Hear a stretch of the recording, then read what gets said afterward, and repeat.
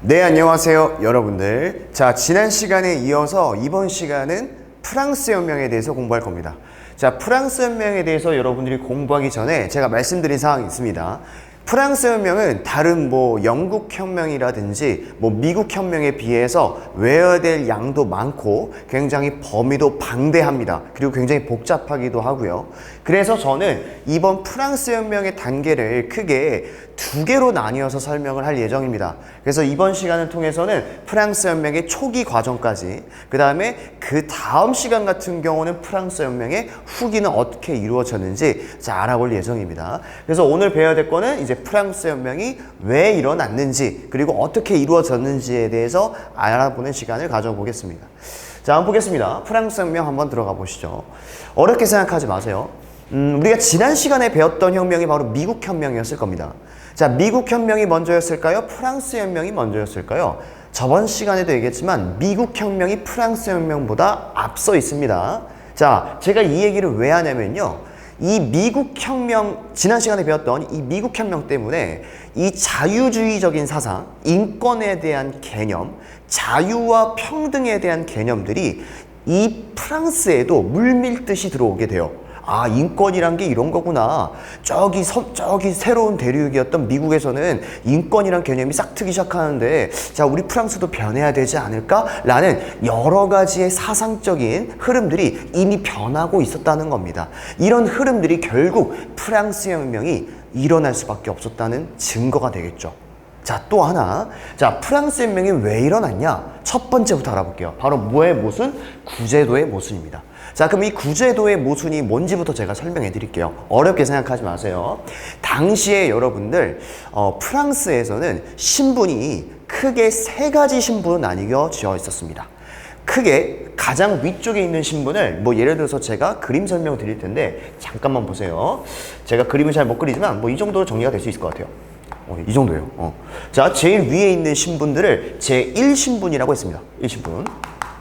그 다음에 두 번째 계급을 우리는 제2신분이라고 했습니다.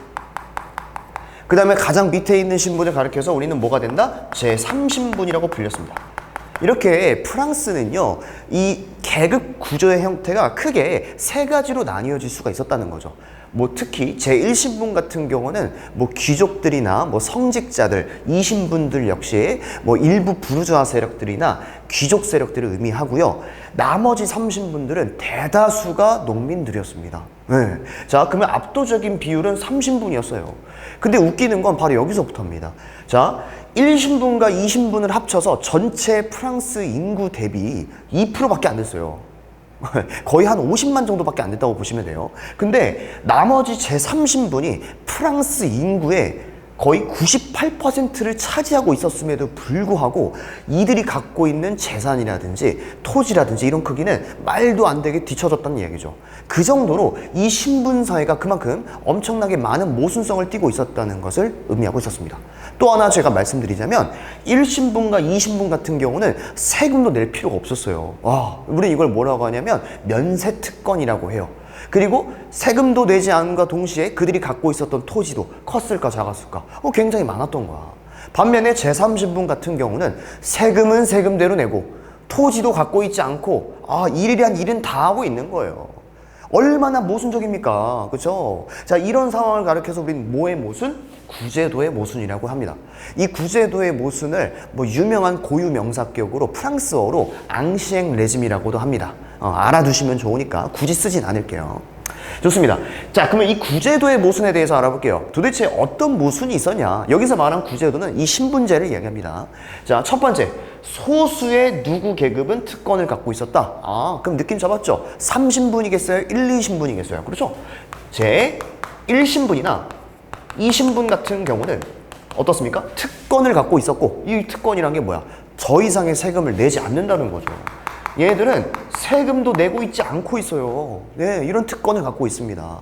그리고 어떻습니까? 토지도 어마무시하게 대토지를 소유하고 있었습니다. 그런데 세금 한 푼 안 내. 이거 얼마나 모순적입니까? 그죠?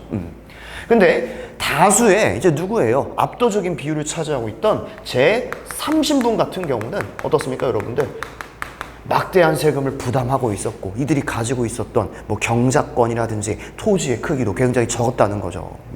이것이 바로 여러분들 구제도의 모순입니다. 자, 여기까지 여러분들이 공부하셨다면 이 프랑스 혁명이 일어날 수밖에 없었던 배경이 바로 여기서부터 시작되는 거예요. 자, 두 번째 요인을 볼게요. 두 번째 요인을 보면 이때 프랑스에서는요 또 다른 새로운 계층들이 성장합니다. 이들이 이제 제3신분 출신인데 이 사람들을 가리켜서 뭐라고 하냐면 우리는 부르주아라고 해요. 여러분들 이 부르주아라는 말은 여러분들이 지금 현대인들에서도 많이 쓰이고 있습니다. 뭐 예를 들어서 우리 친구들이 뭐 친구들끼리 다 모여서 떡볶이 집에 갔다고 치자. 떡볶이 집에 가서 떡볶이를 맛있게 먹고 한 친구가 만약에 야 오늘은 떡볶이 값 내가 낼게 라고 얘기했어요. 그러면 친구들이 뭐라고 놀려요? 야 너 돈 많구나, 너 부르주아구나 라고 놀리잖아요. 그렇죠? 그 부르주아가 여기서 탄생한 거예요. 원래 부르주아의 의미는요 뭐 쉽게 설명드리자면 부르주라는 뜻 자체가 이 독일어로 성 안이라는 뜻입니다. 그래서 성 안에 살고 있었던 사람들, 즉 무슨 말이냐, 당시에는 성 안에 살고 있었다는 것 자체가 농노가 아닌 제후 세력에 필적할 수 있을 만한 권한을 가진 사람을 의미했습니다. 이 말은 뭐냐? 부르주아가 뭔진 모르겠지만 제3신분 중에서도 나름대로 부를 축적했던 사람들, 우리 이런 사람들을 가리켜서 부르주아라고 합니다. 자, 이 부르주아들은 뭘 통해 성장했냐면 주로 상공업들을 통해서 성장했던 신흥 세력이라고 판단될 수 있었습니다. 이런 세력들이 성장을 한 것이 나중에 이 프랑스 혁명의 주축이 됐던 세력이 이 부르주아 세력이 될 수가 있었겠죠. 좋습니다. 그 다음에 세 번째, 제가 아까도 말씀드렸을 거예요. 미국 혁명 때문에 결국 프랑스인들도 미국 혁명의 정신이 프랑스인들에게도 그대로 전달된 거예요. 그러니까 영향을 받았다 안 받았다? 받았다는 거죠. 제가 말씀드리는 거는 미국 혁명이 먼저야 아니면 프랑스 혁명이 먼저야? 미국 혁명이 먼저예요. 의외로 우리 친구들이 정말 많이 헷갈려하는데 순서 기억해 두세요. 좋습니다. 자, 그다음 마지막으로 보면 이 계몽사상이 있습니다. 이 계몽사상이란 게 뭐냐면 쉽게 얘기하면 꿈에서 깨는 거예요. 그 꿈이 뭔데? 자, 꿈에서 깨는 거예요. 이게 계몽이거든. 꿈에서 깬다는 건 무슨 의미를 갖고 있냐면 이런 겁니다. 당시 프랑스 사회에는 엄격한 신분제가 유지가 되고 있었습니다. 이런 신분제 속에서의 모순성을 이제 떨쳐버리고 새로운 사회로 나아가자. 평등한 사회로 나아가자. 민주적인 제도로 나아가자. 인권에 대한 개념, 뭐 이런 개념들, 신사상에 대한 개념들을 다 가르쳐서 우리는 계몽사상이라고 해요. 그리고 이런 계몽사상가들 중에 대표적인 사람들이 여러분들 루소란 사람. 이 민주주의의 어떻습니까? 이 근간을 마련한 사람이죠. 굉장히 유명합니다. 여러분들 나중에 고등학생이 되시면 다시 한번 공부할 거예요. 루소가 되겠고요. 그 다음 유명한 또 프랑스의 사상가죠. 몽테스키에 같은 사람들이 이때 등장합니다. 쌤, 이런 계몽사상이 등장한 게 왜 도대체 프랑스 혁명의 배경이 돼요? 이런 계몽사상 덕분에 수많은 농민들과 수많은 부르주아 계층들은 이 구제도의 모순을 탈피하고자 노력을 했다는 거예요. 그러니까 프랑스 혁명이 일어난 거죠. 여기까지 이해하셨습니까, 여러분들? 좋습니다. 이렇게까지 정리하셨으면은 우리가 프랑스 혁명의 배경, 즉 프랑스 혁명이 왜 일어날 수밖에 없었냐라고 여러분들이 파악할 수가 있었습니다. 자, 여기까지 공부해 보시면 이제 본격적으로 이제 프랑스 혁명을 알아보실 건데 어렵게 생각하지 마세요. 굉장히 쉬우니까 제가 먼저 스토리텔링 해드리고 그 다음에 필기 작업 들어갈게요. 잘 따라와 보세요. 자, 먼저 당시 프랑스의 왕부터 설명을 해드려야 될 것 같아요. 당시 프랑스의 왕은요, 루이 16세라는 사람이 있었습니다. 루이 16세. 루이 16세 많이 들어보셨죠? 그죠? 자, 루이 15세도 아니고 이 루이 16세인데 이 루이 16세 이전에 뭐 루이 15세도 있었고 루이 14세도 있었습니다. 근데 특히 이 루이 14세 같은 경우는 절대 왕정의 근간이 되었던 사람이거든요. 이 루이 14세가 엄청나게 전쟁을 많이 벌여요. 그래서 그때부터 이미 프랑스 재정이 조금씩 악화되고 있었어요. 근데 루이 16세가 되면은 이 루이 16세가 쓸데없이 전쟁을 더 많이 벌이게 되는 거예요. 이런 왕위 계승 전쟁에 엄청나게 많이 참여하게 되면서 결국은 얘들아, 전쟁을 하려면 쩐이 필요하잖아요. 근데 쩐이 부족해지니까 결국은 어떻습니까? 재정이 악화된 거예요. 이렇게 재정이 악화됐기 때문에 루이 16세는 어떻게 합니까? 세금을 더 많이 징수하려고 생각을 합니다. 그래서 생각한 끝에 1신분부터 3신분까지를 모조리 소집하게 됩니다. 네. 그래서 이 1신분부터 3신분까지 모조리 소집한 경우의 회의를 가르쳐서 우리는 무슨 회의다? 써보세요. 3부회가 되겠습니다. 3부회를 소집합니다. 사실 이 3부회는 별로 열린 적이 없어요. 17세기경 이후부터 약 200여 년간 열린 적이 없었거든요. 근데 이 3부회가 이 루이 16세 때 거의 처음으로 이루어지게 됩니다. 그래서 결국 어떻게 하냐면 이 제1신분과 제2신분과 제3신분이 각각 그 회의장에 모여요. 3부회에 모입니다. 왕도 참석하였고, 그래서 이 세금 문제에 대해서 어떻게 생각할 건지, 그 다음에 이 프랑스의 국가 재정을 어떻게 운영해야 될지 라는 생각을 통해서 1신분부터 3신분까지 서로 티격태격 싸웁니다. 이 의견차가 좁히지가 않았어요. 여기까지 이해했습니까?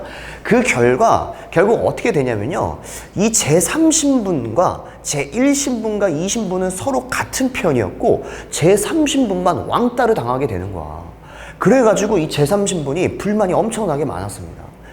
그래가지고 이 제3신분이 아예 불만을 가진 끝에 더 이상 나는 제1신분과 제2신분의 말을 듣지 않겠다라고 하면서 독단적인 행동을 하게 됩니다.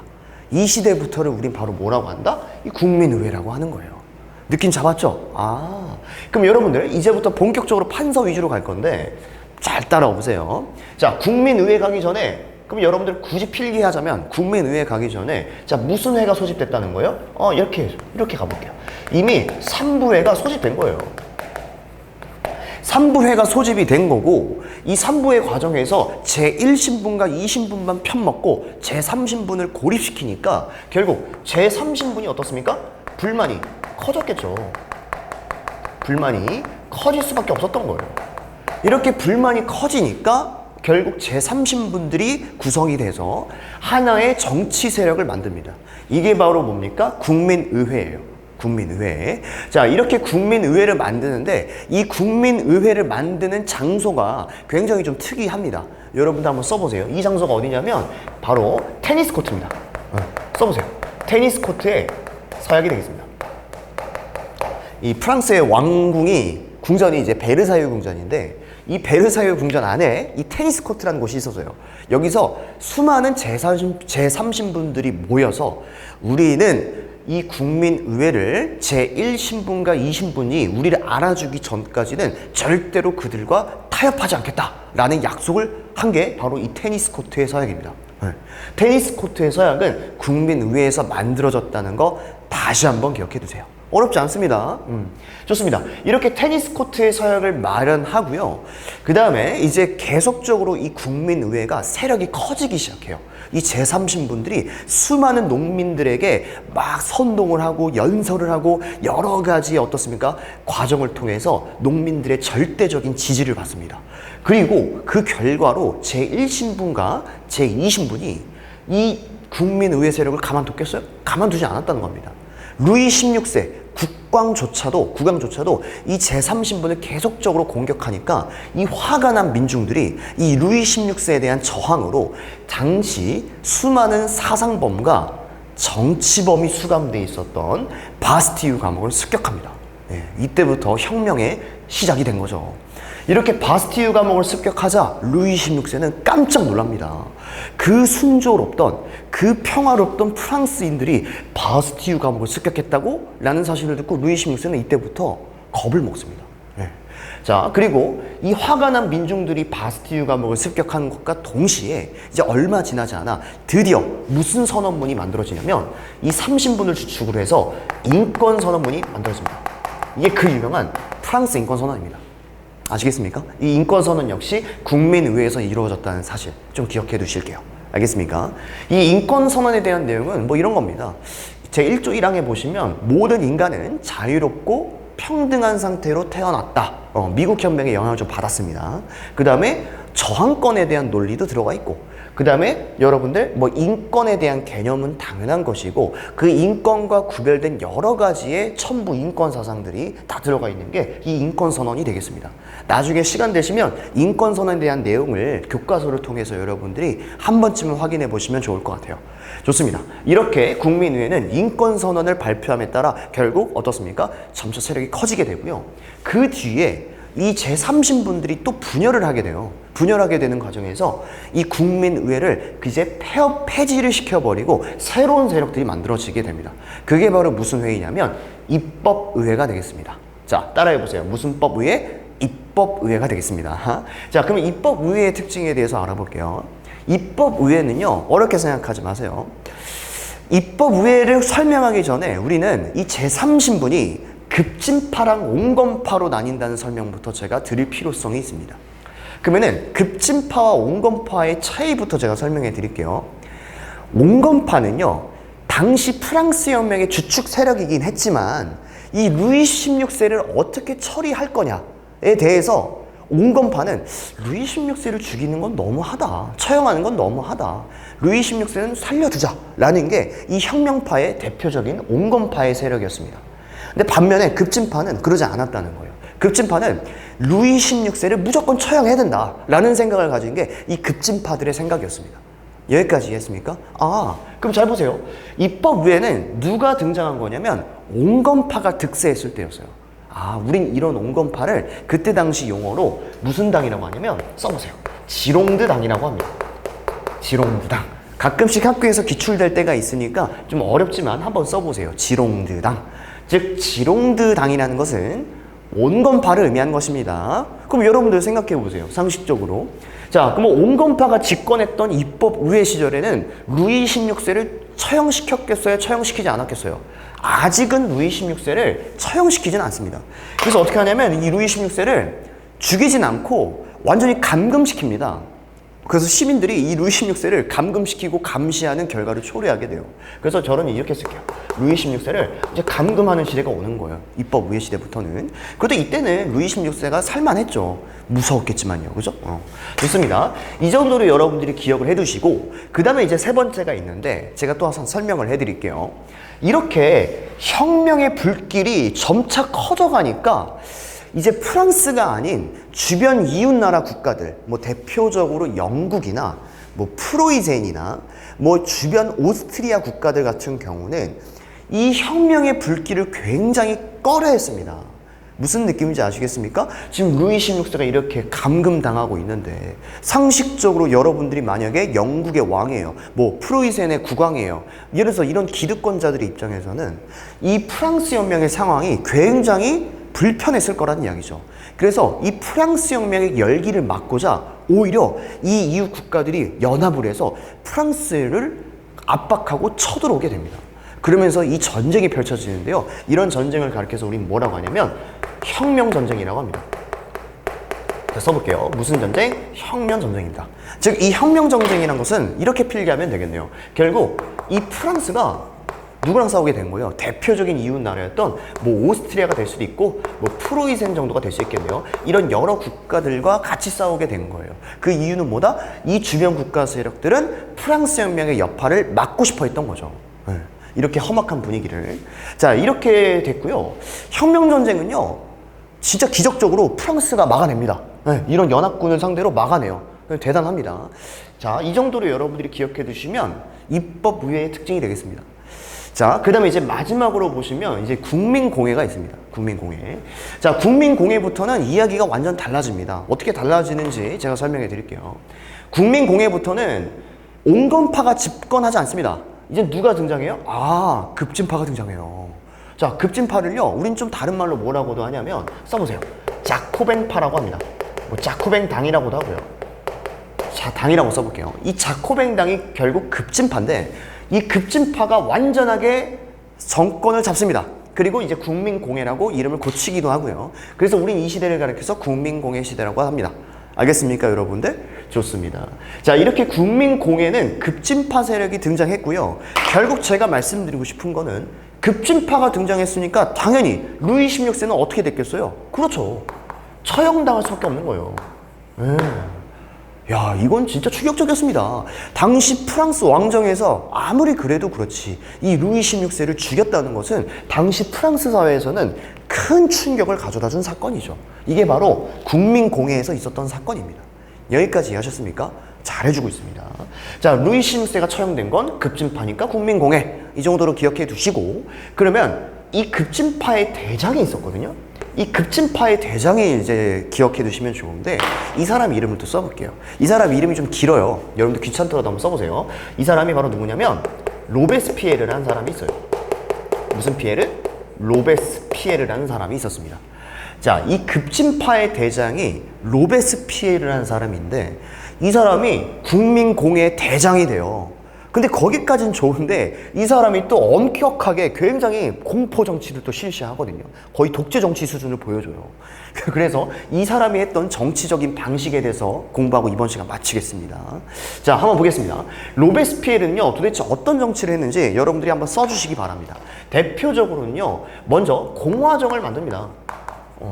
이제는 정치체제가 왕정이 아니라 공화정을 만듭니다. 이 공화정이란 건 더 이상 왕이 존재하지 않는 체제입니다. 공화정. 그 다음에 두 번째로는요, 이것을 설치해요. 자, 공포정치를 해요. 공포정치. 이 공포정치란 건 뭐냐면, 이런 겁니다. 자기의 뜻과 반대되는 세력들은 다 죽였습니다. 예를 들어서, 로베스피에르는 급진파잖아요. 그러면은 급진파가 아닌 온건파 세력은 같은 제3신분임에도 불구하고 닥치는 대로 다 죽였습니다. 네. 그러니까 얼마나 큰 공포정치임을 여러분들이 알 수 있었겠죠. 그 다음에 공포정치인과 동시에 이것을 설치합니다. 공안위원회를 설치해요. 이 공안위원회라는 건 뭐냐면 이 공안위원회 안에 예를 들어서 대표적으로 재판 같은 걸 설치해요.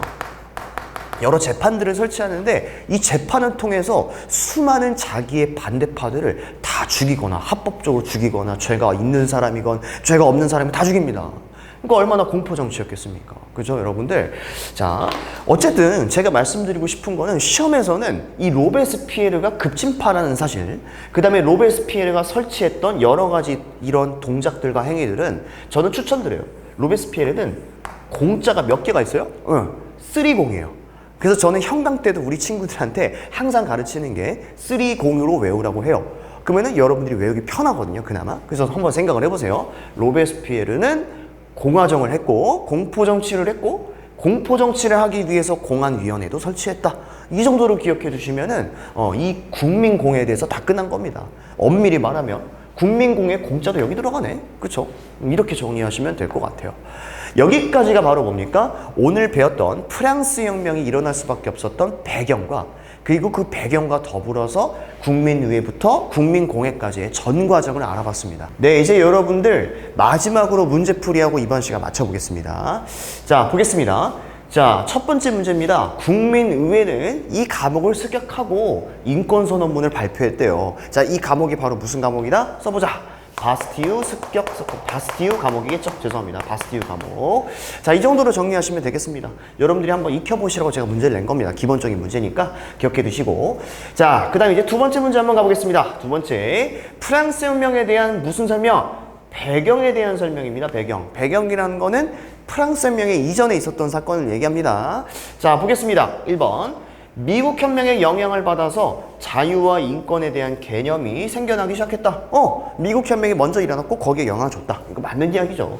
자, 2번 보겠습니다. 계몽사상이 점차 유행하고 있었다. 계몽사상이 실제로 유행했고 그것이 프랑스 혁명에 영향을 줬잖아. 그렇지? 배경이 될 수 있겠죠. 3번. 상공업의 발달로 제3신분이 점차 성장했다. 우리 이런 계층을 뭐라고 한다? 죄송합니다. 젠틀리가 아니라 죄송합니다. 여러분들 바로 누가 있습니까? 부르주아가 되겠죠, 여러분들. 자, 4번 보겠습니다. 구제도의 모순이 점차 심화되고 있었다. 구제도라는 건 뭐예요? 1신분과 2신분은 면책 특권을 갖고 있는데, 자, 특권을 갖고 있는데 3신분은 그걸 누리지 않고 대다수였음에도 불구하고 세금을 납부했잖아. 그치? 그러니까 이것도 역시 맞는 말. 자, 5번 보겠습니다. 제3신분이 정치에 자유롭게 참여했다? 아니, 그건 아니었습니다. 제3신분은 많은 양의 탄압을 받았고 그만큼 정치에도 참여하지 못하는 소외받은 계층이었습니다. 그러니까 정답은 여러분들 몇 번이 될까? 5번 정도가 될 수가 있었겠네요. 좋습니다. 이렇게 정리하면 될 것 같고요. 오늘 프랑스 혁명 전기 과정에 대해서 다 공부했는데 좀 많이 어려우셨을 거라 생각을 합니다. 그래도 여러분들이 이 흐름 속에서 이해를 하시면 절대로 이 과목 자체가 어렵지 않으니까 다시 한번 좀 어려우시면 반복 시청해 주시고 모르는 사항이 있으면 얼마든지 게시판에다가 글 남겨주세요. 좋습니다. 오늘로 일단은 프랑스 혁명 전기를 마치고 다음 시간에 이어서 후기 들어가 보도록 하겠습니다. 감사합니다.